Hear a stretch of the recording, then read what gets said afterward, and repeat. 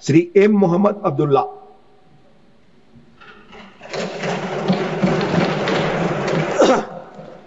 Thank you, Honorable Sir.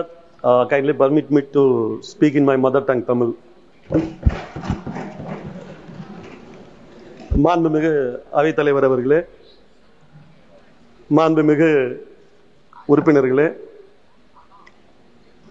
ஒரு மிகுந்த நன்றி பெருக்கின் உணர்ச்சியோடு இந்த இடத்தில் நின்று நான் உரையாற்றத் துவங்கின்றேன். நன்றி உணர்ச்சி என்று நான் குறிப்பிடுவது எங்கள் கழகத்தின் தலைவர் மாண்புமிகு தமிழக முதல்வர் மீதும் மாண்புமிகு தமிழ்நாட்டினுடைய முதலமைச்சர் மீதுமான நன்றி உணர்ச்சி. அவர்கள்தான் என்னை இந்த அவைக்கு அனுப்பி வைத்தார்கள். இடைத்தேர்தலில் நான் தேர்ந்தெடுக்கப்பட்டதாக நீங்கள் பேசும்போது குறிப்பிட்டீர்கள். உண்மைதான், நான் பணியாற்றிய காலம் குறுகிய காலமாக இருந்தாலும் கூட எனக்கு கிடைத்த அனுபவங்களும் வாய்ப்புகளும் மிக மிக அதிகம். அதைவிட இங்கு அனைவரிடமும் நான் பெற்ற அன்பு மிக மிக அதிகம். ஆளும் கட்சி தரப்பிலாக இருந்தாலும் சரி, எதிர்கட்சி தரப்பிலாக இருந்தாலும் சரி, ஒவ்வொருவர்களும் என் மீது காட்டிய அந்த அன்பையும் நட்பையும் என்றென்றும் நான் மறவேன். தமிழகத்தின் ஒரு கடைக்கோட்டையில் ஒரு கிராமத்தில் இருந்து வந்தவன் நான். தூரத்தில் இருந்து நான் பார்த்து வியந்த தலைவர்கள் உடனெல்லாம் நெருங்கி பழகுகின்ற வாய்ப்பை இந்த அவை தந்தது. அதையும் விட இன்னும் சொல்ல போனால் அரசியலையும் சரி, அரசாங்க நடைமுறைகளையும் சரி, தேசிய அளவில் ஒரு பரந்துபட்ட பார்வையோடு எப்படி அணுகுவது என்கின்ற அந்த அனுபவத்தை இந்த அவைதான் எனக்கு அளித்தது.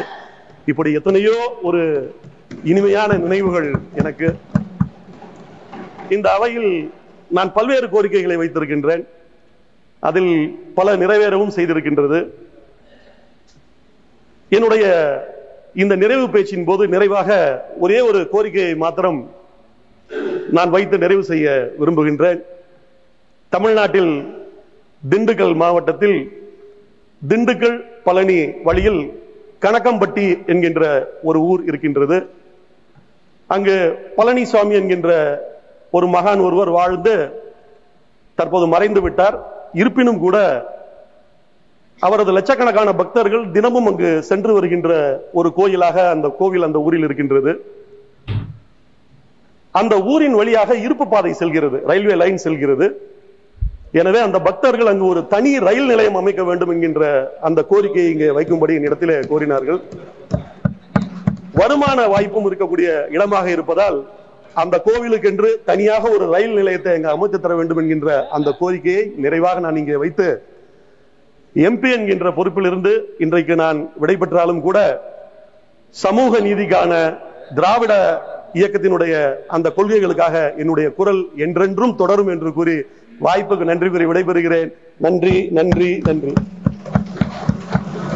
Thank you.